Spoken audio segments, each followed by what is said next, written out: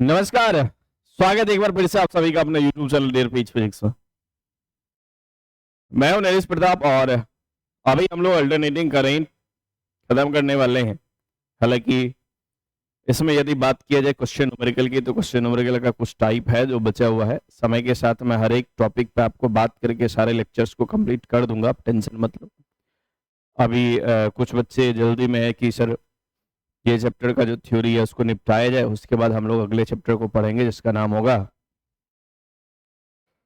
Ray optics, है नहीं। तो रे ऑप्टिक्स की शुरुआत से पहले हम लोगों ने इस लेक्चर को डाला है और कोशिश किया है कि इसमें हम लोग एक नए मुद्दे पे बात करें, और ये मुद्दा है हमारा आज का जो है पावर। याद है? अब बोले सर इलेक्ट्रिक सर्किट का पावर क्या है, ये तो हम लोगों को समझ में आता है कि एक्चुअली में जैसे हम लोग बात करते हैं कि भाई पावर है, तो ये बात तो आप लोगों को समझ में आता ही है कि एक्चुअली पावर जो है बच्चा, वो क्या बताना, पावर जो है वो एक्चुअली में आप लोग जानते हो कि किसी भी सर्किट के द्वारा जितना एनर्जी पर सेकेंड डिसिपेट किया जाता है, जितना एनर्जी का डिसिपेशन का रेट होता है, the rate of dissipation of energy या electrical energy is known as power. तो इलेक्ट्रिकल पावर को तो हम लोग जानते हैं सर, ये बात तो समझ में सबको आ रहा है। हाँ ठीक है भाई, पर इसी में कुछ बातों को हम लोगों को आज एक्स्ट्रा समझने की जरूरत है। बोले कि किन किन बातों को एक्स्ट्रा समझने की जरूरत है? जैसे आप लोगों को इतना जरूर याद होगा कि सर पावर जब हम लोगों ने पढ़ा था ना डीसी में, मैं थोड़ा सा याद दिलवाता हूं कि भाई अपने पास एक रेसिस्टर है और इस रेसिस्टर को हम लोगों ने क्या करा था, एक बैटरी से जोड़ दिया था। तो रेसिस्टर से यदि करंट आई फ्लो कर रहा था, इसका रेसिस्टेंस आर था, इसका वोल्टेज भी था, तो पावर हम लोगों ने पढ़ा था, याद करो, पावर जो था वो V इंटू आई आया था पहला। दूसरा नंबर पावर जो था बच्चा वो आई स्क्वायर आर आया था। तीसरा नंबर पावर जो था वो V स्क्वायर बाय आर भी आया था। नहीं, तो पावर का ये तीन फॉर्मूला हम लोग पहले से जानते हैं, लेकिन बच्चा ये सब जो पावर आप जानते हो एक्चुअली में ये पावर डीसी सर्किट के लिए। पर सोचो यदि आपने क्या करो एसी सर्किट, क्योंकि आपके घरों में तो अल्टरनेट करंट आता है, तो आपके जितने भी अप्लायंस लगे हुए थे, आप जितने सामान का यूज करते हो, जितने भी इंस्ट्रूमेंट का इस्तेमाल करते हो, इलेक्ट्रिकल डिवाइस का यूज करते हो आप अपने घरों में, एक्चुअली में वो सारे के सारे पावर को डिसिपेट करता तो है, नहीं डिसिपेट करता तो है, लेकिन कौन से पावर को डिसिपेट करता है? तो सर ये डीसी पावर को डिसिपेट नहीं करता, ये एक्चुअली में एसी पावर को डिसिपेट करता है, अल्टरनेट करंट के पावर को डिसिपेट करता है। तो आप पूछोगे कि सर अल्टरनेट करंट में या एसी में पावर क्या है? तो किसी भी एसी सर्किट में लगे हुए जो भी अप्लायंस है, जो भी इंस्ट्रूमेंट है, जो भी आप डिवाइस बोलोगे इलेक्ट्रिकल डिवाइस है, उस सारे डिवाइस के द्वारा किसी भी एसी सर्किट से पर सेकेंड जितना एनर्जी का लॉस होता है या जितना एनर्जी का डिसिपेशन होता है, उसी एनर्जी का डिसिपेशन को हम लोग बोलते हैं electrical power in AC circuit. Electrical power in AC circuit. तो सर ये बात तो समझ में आया कि इलेक्ट्रिकल पावर जो होता है वो एसी सर्किट में कितना होता है, ये बात हम लोग को निकालना है। मतलब पावर का फॉर्मूला क्या था सर? पावर का फॉर्मूला तो V इंटू आई है, ये बात हम लोगों को समझ में आ चुका है। लेकिन मानो अब आज हम लोग क्या करने वाले हैं, इसको पढ़ने वाले पावर को। बोले सर ये पावर है क्या? बच्चा एक बात सुनो, मान लो आपके पास कोई रेसिस्टर है और इस बार आपने इस रेसिस्टर को कहां लगा दिया? एक एसी सर्किट के अंदर लगाया, एसी सर्किट के अंदर इसको लगा के रखा है। तो आप जानते हो कि सर एसी सर्किट का जो वोल्टेज होता है वो वोल्टेज कितना होगा? सर ये V not sign omega T होगा, याद है? V not sign omega T. पर आप ये भी जानते हो कि सर यदि यहां से करंट फ्लो करेगा तो एसी सर्किट में ऐसा तो नहीं कि हमेशा रेसिस्टर भी है, हो सकता है कि इसमें कैपेसिटर हो सकता है इसमें इंडक्टर हो सकता है कैपेसिटर इंडक्टर का सीरीज कॉम्बिनेशन हो, या तीनों का सीरीज कॉम्बिनेशन। ठीक है सर, कुछ भी होगा, लेकिन इतना बात कंफर्म है कि यदि आपने रेसिस्टर के अंदर ये वोल्टेज लगा कर रखा है तो करंट का कुछ ना कुछ वैल्यू जरूर आएगा, और जो करंट आएगा बच्चा वो एक्चुअली में कितना आएगा? वो आएगा आई नोट साइन ओमेगा टी, तो आएगा ही, या तो फेज डिफरेंस, क्योंकि करंट जो होगा हो सकता है कि रेसिस्टर के सेम फेज में हो। जैसे पीछे आपने ये सब बात कर लिया है तो मैं इस पे बात अब कर सकता हूं। तो यहाँ पे हमने रेसिस्टर लिया, तो आप जानते हो रेसिस्टर के सेम फेज में करंट भी होता है प्योर रेसिस्टिव सर्किट में। मतलब इस दोनों के बीच का फेज डिफरेंस कितना है, 0। पर चूंकि मैं एक एसी सर्किट मान के चल रहा, तो मैं ये मानता हूं कि हो सकता है रेसिस्टर के अलावा भी कुछ लगा हो। तो मैंने क्या किया, यहाँ पे करंट को लिखा I equal to I naught sine omega T plus five. तो सर ये प्लस फाइव का मतलब, प्लस फाइव का मतलब कि करंट जो है वोल्टेज से कुछ ना कुछ एंगल पे होगा, दोनों के बीच कुछ ना कुछ फेज डिफरेंस जरूर होगा। ऐसा आप बोलोगे ठीक है सर, यदि ये दोनों के बीच फेज डिफरेंस है तो उसके बाद हम लोगों को क्या करना पड़ेगा सर, उसके बाद हम लोगों को पावर निकालना पड़ेगा। बोले पावर होता क्या है, इस बार हम लोग बात करने वाले पावर पे। अब अच्छा देखो, सभी बच्चे को मालूम है कि एक्चुअली में पावर जो है जिसको हम लोग पी बोलते हैं, ये हम लोगों को एवरेज पावर पे बात करना। बोले सर एवरेज पावर क्या होता क्या है, पहले तो ये बताइए कि एवरेज पावर क्या है। देखो बच्चा, जिस तरीके से आपने देखा इसमें करंट का एवरेज वैल्यू होता है, वोल्टेज का एवरेज वैल्यू होता है, ईएमएफ का एवरेज वैल्यू होता है, उसी तरीके से यहाँ पावर का भी एवरेज वैल्यू होगा। आप बोलोगे कि सर वहां पे तो हम लोगों ने हाफ साइकिल और कंप्लीट साइकिल में एवरेज वैल्यू को निकाल के देखा था, क्या इसके लिए भी एवरेज वैल्यू का यही वैल्यू हो? हाँ भाई, यहाँ भी हम लोग क्या कर रहे हैं, क्योंकि हम जानते हैं कि एक साइकिल में करंट या वोल्टेज का जो पूरा मान होता था एवरेज वैल्यू, वो एक्चुअली में 0 होता था। इस वजह से हम लोग कंप्लीट साइकिल के लिए एक बार पावर निकाल के देखने वाले कि पावर एक्चुअली में है क्या। आप बोलोगे कि सर पावर, तो सबसे पहले आप समझ लो कि इंस्टेंटेनियस पावर जो है ये एक्चुअली में है क्या सर, ये है V इंटू आई। पावर कितना बच्चा, V इंटू आई। ये तो आप पिछले से जानते हो, क्योंकि पिछले चैप्टर्स में एक करंट इलेक्ट्रिसिटी में ही आप लोगों ने ये सब पढ़ा था। पावर कितना बच्चा, V इंटू आई। आप बोलोगे कि सर हमारा जो V है ना एक्चुअली में कितना है पता है, कितना बताओ सर, ये है V नोट। कितना बच्चा, V equal to V naught sine omega t into I. कितना है सर, ये है I naught sine omega T plus five. अब इस दोनों को सर हमको मल्टीप्लाई करना है, तो मल्टीप्लाई कर लो, कोई दिक्कत नहीं है। देखो कितना हो जाएगा मल्टीप्लाई करके, ये हो जाएगा sir V note into I note, दोनों कांस्टेंट को एक साथ लिख दिया।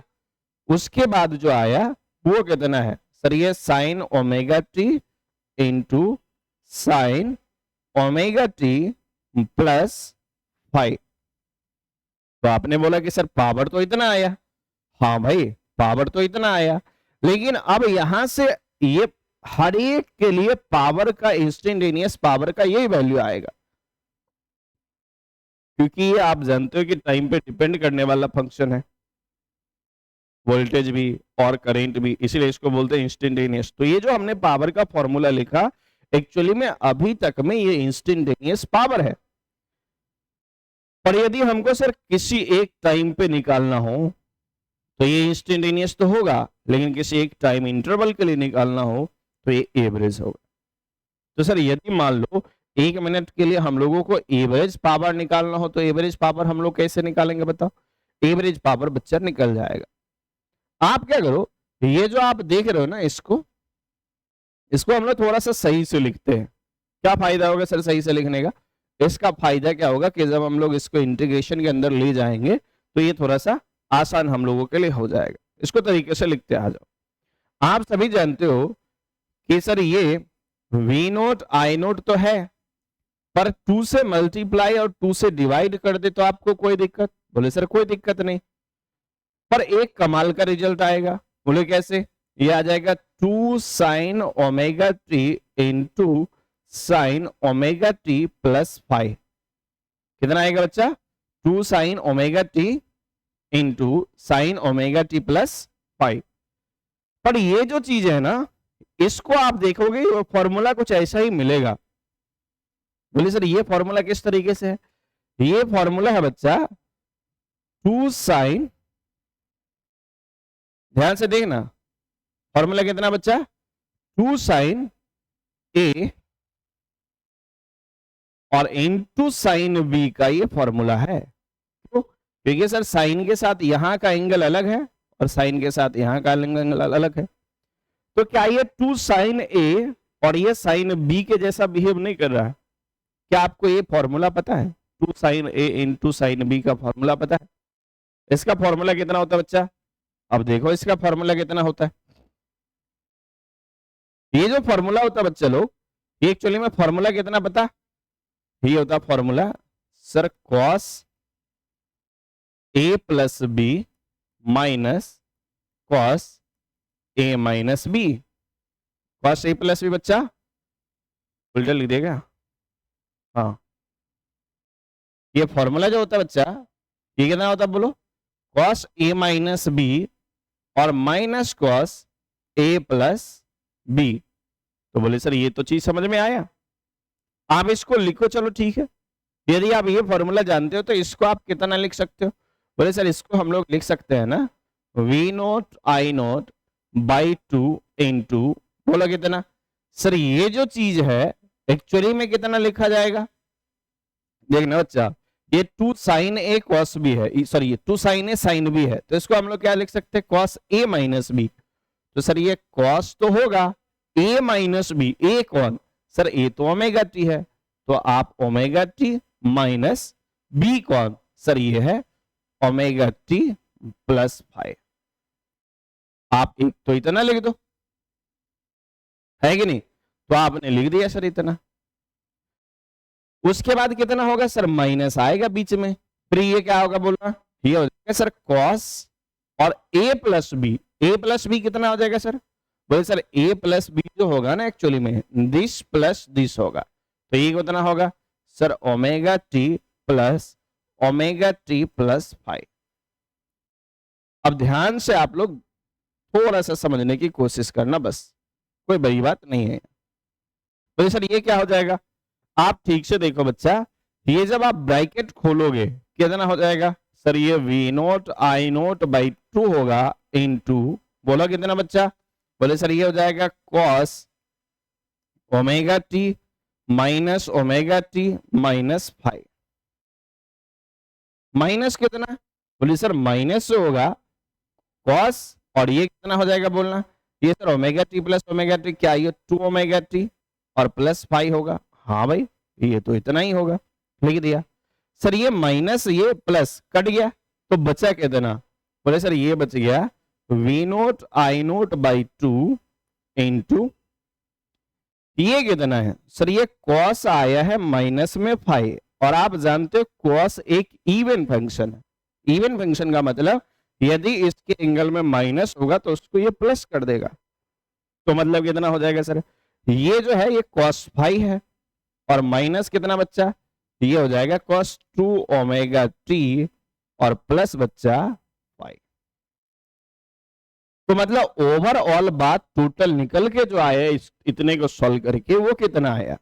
बोले सर ये आ गया V note I naught by 2 into, चाहो तो आप इंस्टेंटेनियस पावर के लिए इसको भी याद रख सकते हो, इस फॉर्मूला को याद रख लेना। कितना हो जाएगा सर?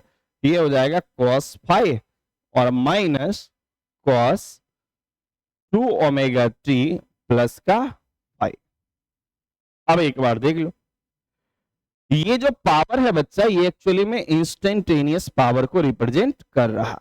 तो चाहो तो आप ये फॉर्मूला याद रख सकते हो और नहीं चाहो तो कोई बात नहीं, नहीं भी याद रहेगा तो कोई बड़ी बात नहीं है। हम लोग इसको सॉल्व करके एक अच्छे वैल्यू तक पहुंचेंगे, फिर इसको याद रखेंगे, ठीक है नहीं? अब इसको आप लोग एक बार देखना और समझने की कोशिश कर लेना भाई। बोले क्या समझना है सर? ये बात तो सबको समझ में आया, लेकिन आप सभी को यदि मान लो यहां से आपसे पूछ दिया जाए एवरेज, ये जो इंस्टेंटेनियस पावर है पर एवरेज पावर, एवरेज पावर, बोले सर ये एवरेज पावर क्या होगा? किसी भी अल्टरनेट सर्किट में एक साइकिल में डिसिपिएट किया गया एवरेज वैल्यू जो होगा पावर का वही कहलाएगा एवरेज पावर। किसी भी अल्टरनेट सर्किट में एक साइकिल में डिसिपिएट किया गया जो एवरेज वैल्यू होगा पावर का वही क्या कहलाएगा बच्चा? एवरेज पावर कहलाएगा।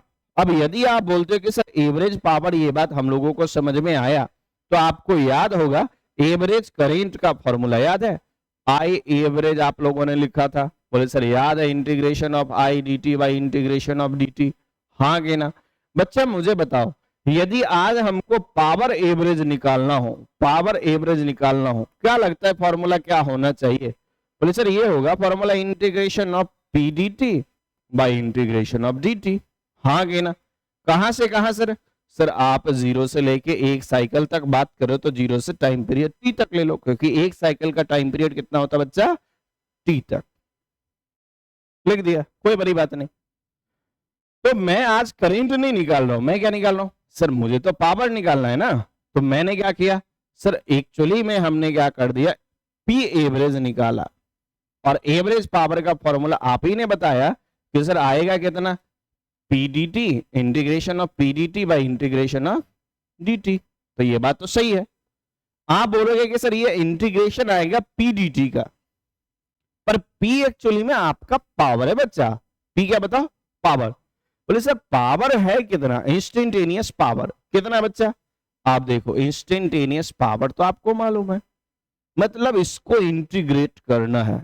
आप बोलोगे कि सर रहने दो, फिर तो ये हो गया। अरे भाई देखने में खतरनाक लगता है, सच में खतरनाक थोड़ी है।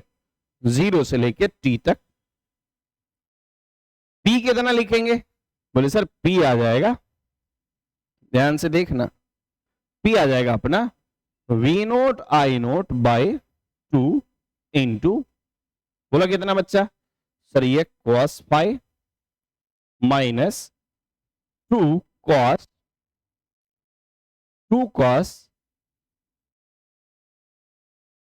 ओहो सॉरी, cos फाई माइनस कितना बच्चा? cos 2 omega T plus five, इतना तो है ही। और इसके बाद लगेगा सर dt, क्योंकि p dt, p का वैल्यू इतना था और इसके साथ dt आएगा। ठीक है सर, नीचे में dt dt का इंटीग्रेशन t होगा, सभी बच्चे को मालूम है। लिमिट लगेगा जीरो से लेके t तक, तो ये कैपिटल T होगा। तो मैं डायरेक्ट यहाँ 1 बाय कैपिटल T भी लिख सकता हूँ, क्योंकि आप लोगों को बहुत बार ये सब पढ़ा है, तो इतना लिखा जा सकता है, कोई बड़ी बात नहीं है। ठीक है सर, लिख दिया। अब बच्चा ध्यान से देखना मेरी बात को, एक बार समझने की कोशिश करना, बस कोई बड़ी बात नहीं है। ध्यान से नजर डालो बस बोर्ड पे, कितना हो जाएगा? सर ये 1 बाई टी होगा ही। इसको आप सॉल्व कर पाओगे क्या? हाँ भाई, जो कांस्टेंट है उसको बाहर ले लो पहले आप, V naught I naught by 2, ये तो बाहर आ गया। ठीक है सर, इंटीग्रेशन में कौन बचेगा? सर इंटीग्रेशन में एक तो cos पाई dt बचेगा, कहां से कहां तक?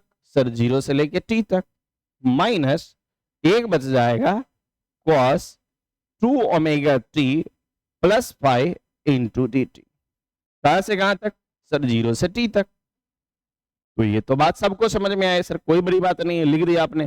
ठीक है भाई, यहां तक की वैल्यू में आप लोगों को दिक्कत नहीं होना चाहिए। अब थोड़ा सा हम लोग हिम्मत करते, थोड़ा सा इसको सॉल्व करने की कोशिश करते। देखो बच्चा, यहाँ पे जो cos फाई था, एक्चुअली में फाई क्या था? Sir phase difference.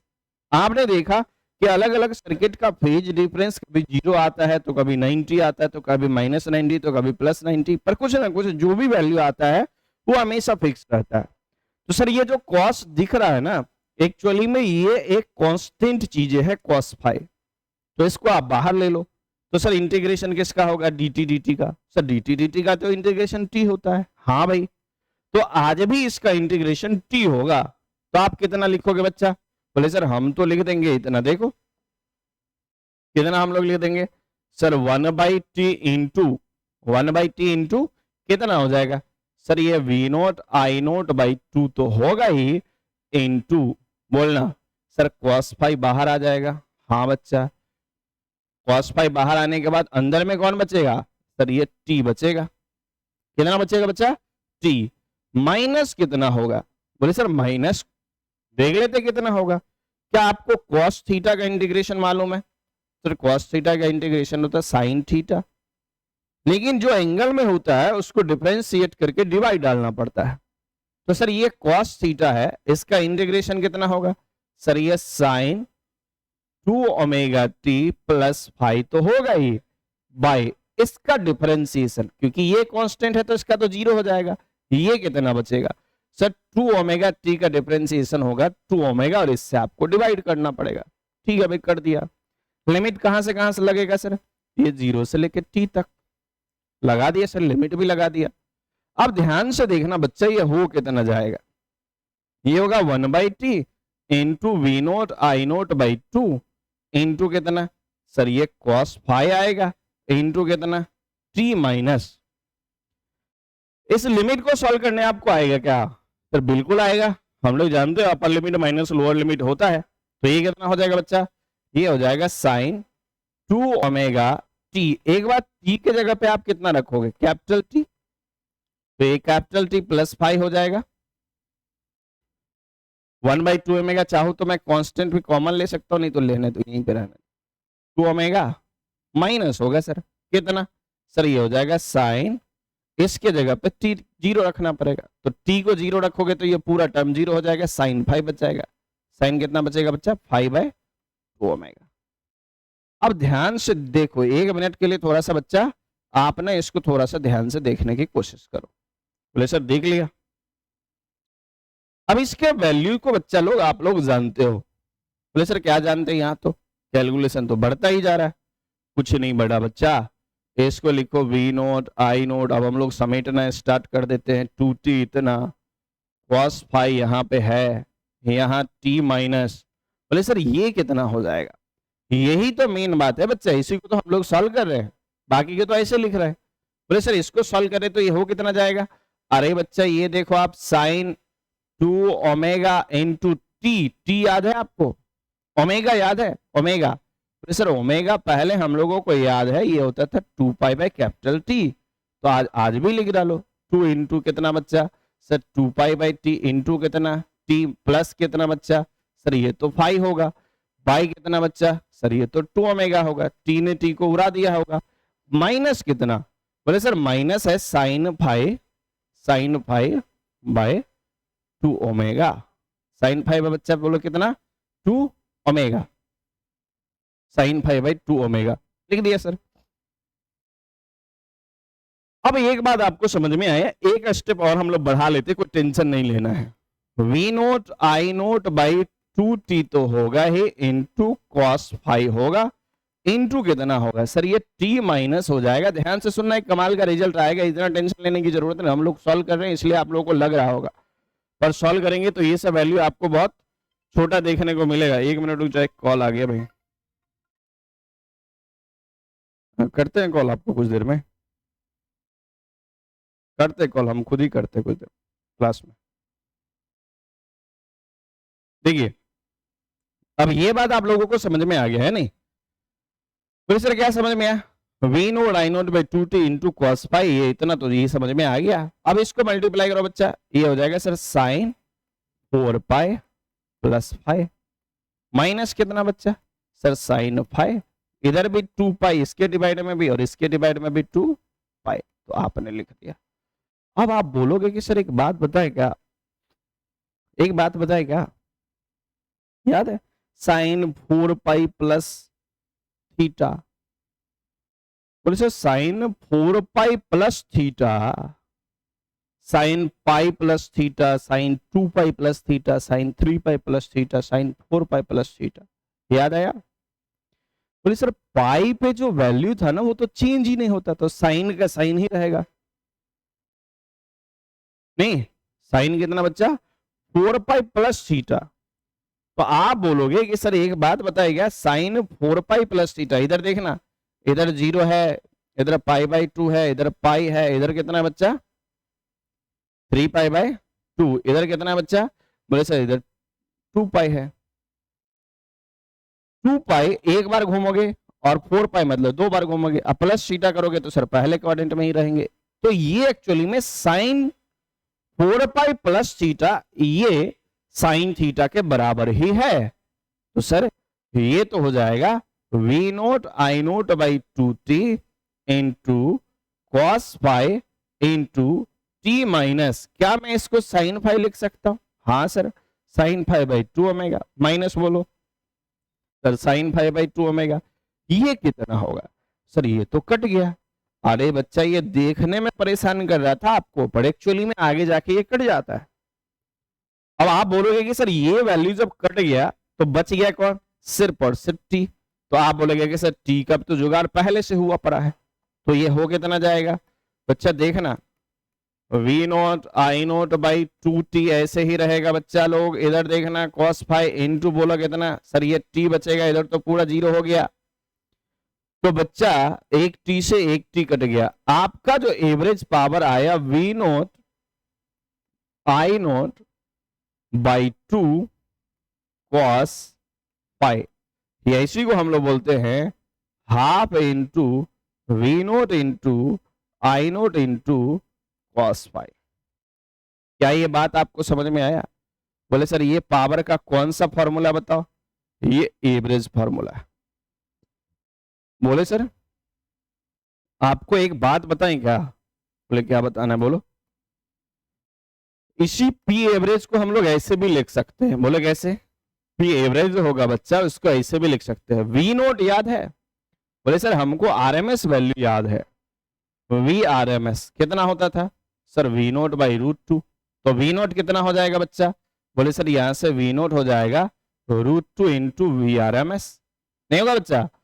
तो बोले sir I R M S कितना हो जाएगा, आई नोट बोलो, सर ये हो जाएगा √2 into I R M S. तो आप लिख दो यहाँ पे, तो ये हो जाएगा सर 1/2 इंटू वी नॉट कितना हो जाएगा बच्चा, बोलो सर ये हो जाएगा √2 into V R M S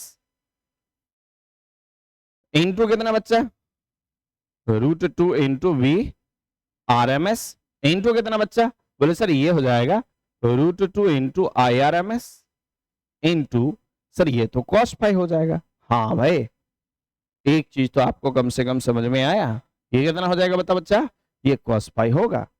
तो आपने कितना लिख दिया, लिख दिया सर इतना इंटू cos फाई। अब देखना बच्चे, बोले सर एक बात बताएं, √2 को √2 से गुना करेंगे तो कितना होगा, 2 होगा ऊपर में, और नीचे भी 2 है, कट जाएगा क्या? क्या मैं डायरेक्ट काट सकता हूं? हाँ भाई ये से ये पूरा कट गया, तो बचा कितना सर, ये बचा V R M S into I R M S into cos phi. मतलब पावर आज भी उतना ही है, क्योंकि आप जानते हो अल्टरनेट सर्किट में जो वोल्टेज दिया जाता है वो वोल्टेज नहीं होता है, आरएमएस वोल्टेज होता है, या वर्चुअल वोल्टेज होता है, या इफेक्टिव वोल्टेज होता है। उसी तरीके से पावर एवरेज को हम लोग लिख सकते हैं V R M S into I R M S. V into I तो है ही, बोले सर एक चीज बढ़ रहा है, बोलो क्या, cos phi.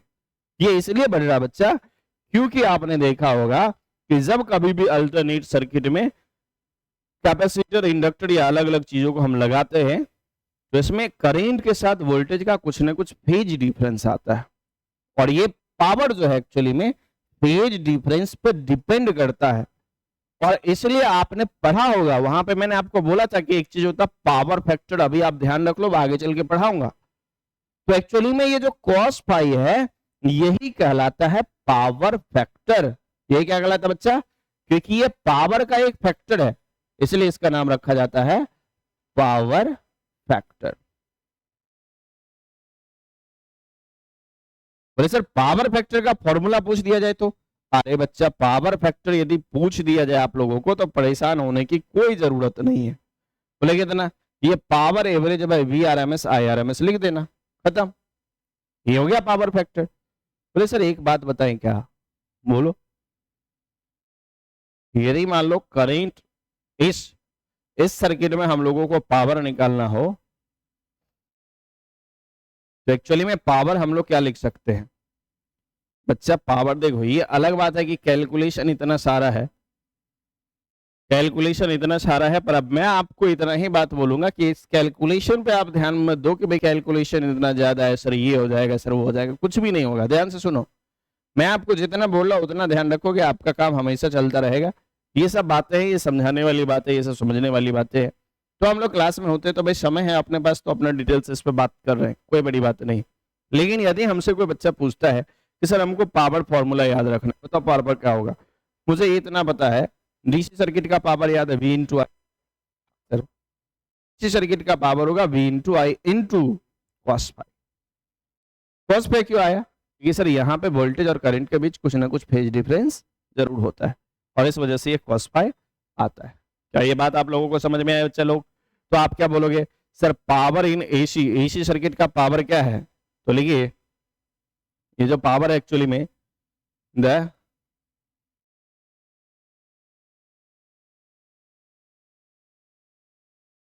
Dissipation of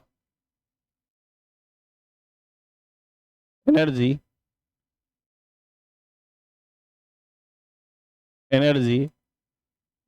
in AC circuit, the dissipation of energy in AC circuit per second is called its power. ये कहलाता है एसी सर्किट के पर सेकेंड एनर्जी डिसिपेशन जो होता है वही क्या कहलाता है? पावर। मतलब पावर आज भी यही है, बोले क्या है? ये है सर एनर्जी, पर सेकेंड का मतलब नीचे में क्या आएगा? टाइम। या आप बोल सकते हो एनर्जी डिसिपेशन का रेट। The rate of dissipation of energy in AC circuit is known as its power. क्या बात आपको समझ में आ गया? अब यदि इतना बात को आप समझ लिए बच्चा, इसको आप अच्छे से समझ चुके हो, तो आपको एक बात और मैं समझा सकता हूँ, यहां से ध्यान से देखना। ये देखो कैलकुलेशन में फंसने की नहीं है जरूरत, आप लोग इतना टेंशन वेंशन मत लिया करो। आप बोलोगे कि सर टेंशन तो आप खुद ही देते हो, इतना सारा पढ़ाते हो और उसके बाद बोलते हो आप तो। अरे बच्चा मैं देखो, मैं आपको शॉर्ट में पावर पढ़ा देता हूँ जितना से आपका 12th अच्छे से निकल जाएगा, बाकी क्वेश्चन वगैरह में आप कहीं भी नहीं फंसोगे। देखो पावर, जब कभी भी आप लोगों को पावर पूछे तो आप लोग पावर यही लिखोगे, सर ये एनर्जी पर यूनिट टाइम होता है। सर ये पावर जो है कितना होता है? सर ये होता है V इंटू आई। पर B कौन सा? ये सर इंस्टेंटेनियस वोल्टेज और इंस्टेंटेनियस करंट, तो ये कहलाएगा इंस्टेंटेनियस पावर। अब इंस्टेंटेनियस पावर, एक तो ये फॉर्मूला हो गया सर, दूसरा फॉर्मूला ये हो गया। इसी इंस्टेंटेनियस पावर को अभी देखो आपने पीछे क्या लिखा है, बोले सर अभी हम लोग देखेंगे तो एक फॉर्मूला हम लोगों को यदि याद रह जाए तो कोई बुराई नहीं है इसमें। बोले कौन सा फॉर्मूला याद रखना है सर? अब ध्यान से देखो कौन सा फॉर्मूला याद रखना बच्चा, ये half V naught I naught cos five minus cos, ध्यान से देखना, हाफ, मैं लिख रहा बच्चा हाफ कितना बच्चा? बोले सर ये हो जाएगा half V naught I naught cos five minus cos 2 omega T plus 5। तो ये फॉर्मूला भी बच्चा आपको याद रह जाए इंस्टेंटेनियस पावर का, तो इसमें भी कोई दिक्कत नहीं है। ये दोनों फॉर्मूला है इंस्टेंटेनियस पावर का। आप बोलोगे कि सर एवरेज पावर बताओ, एवरेज पावर। देखो बच्चा एवरेज पावर के लिए आप लोगों को कुछ टेंशन लेने की जरूरत नहीं है। बोले क्या याद रखना है? ध्यान से देखो, आप जानते हो बच्चा इस बार आपका वोल्टेज, मान लो इधर आपका करंट है, बोले हाँ सर करंट तो अपना इधर ही है, पर बच्चा यदि करंट हमारा इधर है तो आप इतना तो जरूर जानते हो कि वोल्टेज जो आएगा सर या तो इससे कुछ आगे आएगा या नहीं तो कुछ पीछे आएगा। नहीं आएगा, वोल्टेज जो आएगा वो इससे कुछ ना कुछ आगे आएगा या नहीं तो कुछ ना कुछ पीछे आएगा। मतलब करंट और वोल्टेज के बीच कुछ ना कुछ फेज डिफरेंस तो होगा। एक मिनट रुक जाओ, कॉल ज्यादा आ रहा है वो। हेलो, क्लास में करते बात, निकलते। देखो बच्चा, तो एक बात तो समझ में आया सर, बोले क्या समझ में आया? समझ में ये आया बच्चा कि यहाँ कितना है आई है सर, यहाँ कितना है वी है सर। सर दोनों के बीच कुछ ना कुछ तो फेज डिफरेंस होगा। हाँ बच्चा ये बात आप सही बोल रहे हो। यदि आप ये बात सही बोल रहे हो तो आप बोलोगे कि सर एक बात तो और मैं सही बोल सकता हूं। बोले क्या? ये आपने बोला कि वेक्टर है, याद है हम लोगों ने वो लिया था, फेजर बनाया था जिसमें हम लोग वोल्टेज और करंट को वेक्टर मान के चल रहे थे। बोले ठीक है सर, तो एक बात आप बोल सकते हो बच्चा। बोले क्या बोलना है? ये वेक्टर है और इधर से एंगल फाई बन रहा है, तो इसका इधर वाला कंपोनेंट पक्का वी कॉस फाई होगा और इसके परपेंडिकुलर वाला कंपोनेंट, बोले सर ध्यान देना बच्चा, ये हमने V का कंपोनेंट लेना स्टार्ट कर दिया। एक मिनट रुक जाओ, करंट का कंपोनेंट लेते हैं। ये करंट का कंपोनेंट ले, एक करंट का इधर वाला कंपोनेंट कितना होगा? बोले सर इधर वाला कंपोनेंट क्योंकि एंगल फाई है तो इधर पक्का होगा I cos फाई, और इसका परपेंडिकुलर वाला कंपोनेंट बोले सर इससे इधर और एक इसके परपेंडिकुलर, ये कितना होगा सर? ये होगा I sin फाई। तो बोले सर इस ऐसा करने से क्या फायदा हुआ? फायदा हो रहा बच्चा, देखो ना, एवरेज पावर जो है, पावर को आप क्या जानते हो सर? ये V इंटू आई होगा, V इंटू आई होगा। पर मैं आपको बोल रहा हूं एसी सर्किट के लिए पावर को आप ऐसे याद रखो। बोले कैसे याद रखे? आप ऐसे याद रखो कि हमेशा वोल्टेज तो होगा ही, वोल्टेज और करंट के उस कंपोनेंट का प्रोडक्ट है पावर। क्या बताओ? वोल्टेज और करंट के उस प्रोडक्ट, उस कंपोनेंट का प्रोडक्ट है जो वोल्टेज के साथ सेम फेज में था, मतलब जिसमें दोनों के बीच, मतलब जिधर वोल्टेज है उधर वाले करंट के कंपोनेंट से गुना कर लो। तो सर वोल्टेज कितना है? V, इधर करंट कितना है? I cos phi. बोलो फॉर्मूला। तो सर V I है cos फाई, और यही है बच्चा पावर। पर ये जो पावर है एक्चुअली में कौन सा पावर है? बोले सर ये जो पावर है ना एक्चुअली में एवरेज पावर है। कौन सा पावर बच्चा? Average power. आप बोलोगे सर ये V और I कौन सा है? आप जानते हो बच्चा, एवरेज एसी सर्किट में, कौन से सर्किट में? एसी सर्किट में जो वैल्यू दिया रहता है वो हमेशा आरएमएस वैल्यू दिया रहता है। तो मतलब आप चाहोगे तो इसको इतना भी लिख सकते हो। बोला कितना सर? इसको लिखा जा सकता है आरएमएस, V आरएमएस इंटू आई आरएमएस इंटू कॉस फाई। बोले सर ये तो लिख दिया। आप इसी को पीक के टर्म में, ये भी, ये दोनों बात सेम है बच्चा, अलग नहीं है, ये ध्यान रखना, मैंने आपको बता दिया सिर्फ। बोले सर ये एवरेज पावर का एक और फॉर्मूला बता सकते हैं। बोले क्या बताना है? देख लेना क्या बता रहा हूं। वी आर एम एस को हम लोग जानते हैं sir V naught by root 2 होगा। आई आर एम एस में कितना होगा सर? ये आई नोट बाई रूट 2 होगा, और इधर क्या बचेगा सर? ये कॉस फाई तो रहेगा ही। तो ये कितना हो जाएगा? बोले सर ये हो जाएगा पी एवरेज इक्वल टू कितना बच्चा? Half of 1 by root 2, 1 by root 2 गुना होके 2 हो जाएगा ना, half of V naught I naught cos phi. क्या ये बात आपको समझ में आया? तो पावर का फॉर्मूला जो है एक ये भी है, लेकिन ये पावर का जो फॉर्मूला है बच्चा, इसको हम लोग क्या बोलते हैं? इसको हम लोग बोलते हैं वर्चुअल या इफेक्टिव पावर। क्या बोलते हैं बच्चा? वर्चुअल या इफेक्टिव पावर या आरएमएस पावर, है नहीं? वर्चुअल, इफेक्टिव या आरएमएस, इसी का नाम था, याद है? P R M S, R M S root mean square power, है नहीं? ये इतना होता है। कितना होता है सर? हाफ ऑफ V naught I naught cos phi. इसी को आप कितना लिख सकते हो? V R M S I R M S cos phi. इसी को कितना लिख सकते हो? V I cos phi. क्या ये बात समझ में आया? इस हिसाब से देखा जाए तो सर एक बात तो और हम लोग बोल सकते हैं। बोले क्या बोलना है? ये तो समझ में आ गया एवरेज पावर है, लेकिन ये क्या है सर? तीन तरीके का पावर हम लोगों ने बच्चा पढ़ा। ये एक्चुअली में क्या है? बोले सर ये जो अपना है ना, क्या बोलते हैं, हाँ ये जो अपना है ना, ये एवरेज पावर है। पर ये कौन सा पावर है? ये तो इंस्टेंटेनियस पावर हम लोगों ने लिख ही दिया। एक और कमाल की बात आप लोग बोलोगे, सर एक बात बताए, यहाँ पे आपने कंपोनेंट तो ले लिया करेंट का, कितना कंपोनेंट आया बच्चा? सर करेंट का तो 2 कंपोनेंट आया।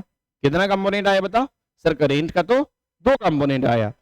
एक करेंट का कंपोनेंट आया कॉस फाई और एक करेंट का कंपोनेंट आया साइन फाई। इस कॉस फाई का यूज या इस कंपोनेंट का यूज पावर में हो जाता है, इसलिए इसको बोलते हैं पावर करेंट। और जिस करेंट के कंपोनेंट का यूज पावर में नहीं होता है, इसको बोला जाता है पावरलेस करेंट। और पावर का यूनिट होता है एक्चुअली में वाट। पावर का यूनिट क्या बच्चा? वाट। तो इसलिए इसका नाम रखा जाता है वाटलेस करेंट। तो कई बार आप देखोगे आपसे पूछ दिया जाता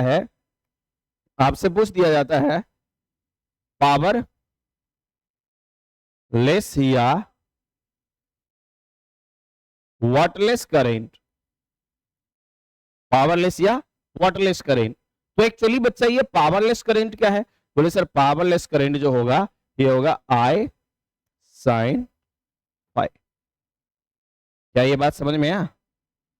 पावरलेस करंट जो होगा I डैश मैं लिख देता हूं, ये कितना होगा बच्चा? I sin phi। मतलब ये वो कंपोनेंट है करंट का जिसका यूज पावर में नहीं होता है। तो करंट का वो कंपोनेंट जिसका इस्तेमाल पावर में नहीं होता है उसी का नाम रखा जाता है पावरलेस, या उसी को हम लोग बोलते हैं वाटरलेस करंट। ऑब्जेक्टिव में पूछा जाता है कि इसमें से कौन सा वाटरलेस करंट है। I इक्वल टू कितना बच्चा? I नोट साइन फाई, या I इक्वल टू इस तरीके से आप लिख सकते हो I equal to I sine phi. बोले सर I क्या है? I जो यहाँ पे गिवन डाटा है बच्चा वो एक्चुअली में IRMS है। आप I नोट के टर्म में लिखोगे तो ये कितना हो जाएगा? I naught by 2 sine phi. क्या बात आपको समझ में आ गया? तो इस तरीके से आप लोग देखोगे तो ये पावर के इस यहां तक हम लोगों ने पहुंच लिया है। अब पावर में कुछ चीजों को और बात करें, जैसे अभी तक में आप लोगों ने याद करो एसी सर्किट में आप लोगों ने क्या क्या पढ़ा। मैं एक साथ लिख देता हूं एसी सर्किट। बोलोगे आपके सर एसी सर्किट में अभी तक तो हम लोगों ने बहुत कुछ पढ़ लिया। हाँ भाई, अब इस बहुत कुछ में ध्यान से देखना, बहुत कुछ में ध्यान से देखना। बोले सर सबसे पहले हम लोगों ने पढ़ा था प्योर रेसिस्टिव सर्किट, दूसरा सर प्योर इंडक्टिव, तीसरा प्योर कैपेसिटिव सर्किट, चौथा बोलो बच्चा सर ये RL सर्किट, उसके बाद RC सर्किट और उसके बाद LC सर्किट। ध्यान देना कोई बड़ी बात नहीं है, हर किसी में आपको मैं पावर का आज काम करवा रहा हूं तो हर किसी के लिए मैं अलग से पावर लिखवा देता हूं, परेशान मत होना। बोले सर प्योर रेसिस्टिव सर्किट याद है सर, वोल्टेज इधर था और करंट भी इधर ही था। तो बच्चा इस केस में आपका फाई कितना है? 0 डिग्री। अब मुझे बताओ कॉस फाई कितना होगा? सर ये कॉस 0 का मान तो 1 होगा, तो आपने लिख दिया। तो इसका एवरेज पावर बोलो। बोले सर एवरेज पावर हो जाएगा VRMS IRMS कॉस फाई। तो बच्चा ये हो कितना जाएगा बताओ? बोले सर ये कॉस फाई तो 1 हो जाएगा, तो पावर एवरेज कितना हो जाएगा? तो पावर एवरेज होगा VRMS इनटू IRMS। बोले सर क्या हम VRMS का वैल्यू लिख सकते हैं क्या? हाँ भाई, V नोट बाई √2 लिख दो, तो ये कितना हो जाएगा? Half of V note I note. तो प्योर रेसिस्टिव सर्किट का बच्चा पावर जो होगा ये तो इक्वेशन से दो फॉर्मूले से हम लोग बता सकते हैं।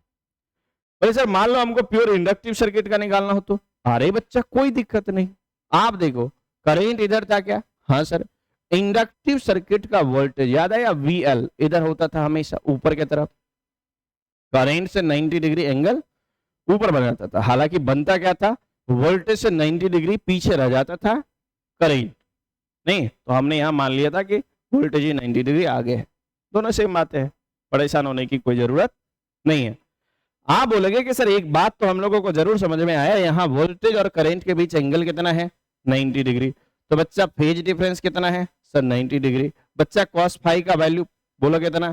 सर कॉस 90 0 हो जाएगा। यदि आप बच्चा कॉस 90 0 रखोगे तो इसका पावर या P एवरेज कितना? बोले सर पावर तो 0 हो गया। तो आपसे पूछा जाता है प्योर इंडक्टिव सर्किट का पावर कितना होगा? कितना होगा बच्चा? ये 0 होगा। कितना होगा बता देना 1 मिनट के लिए? ये 0 होगा। सर ये बात तो हम लोगों को समझ में आ चुका है। क्या ये बात आप लोग समझ चुके हो? अब इसके बाद हम लोगों को यदि देखना हो, बोले सर क्या देखना पड़ेगा बताना? देखना ये पड़ेगा बच्चा कि यदि हम लोगों को प्योर कैपेसिटिव सर्किट का निकालना हो तो? अरे भाई कोई दिक्कत नहीं है, प्योर कैपेसिटिव सर्किट को आप जानते हो इधर करंट है सर, पर इस बार जो VC रह गया था वो 90 डिग्री पीछे रह गया था।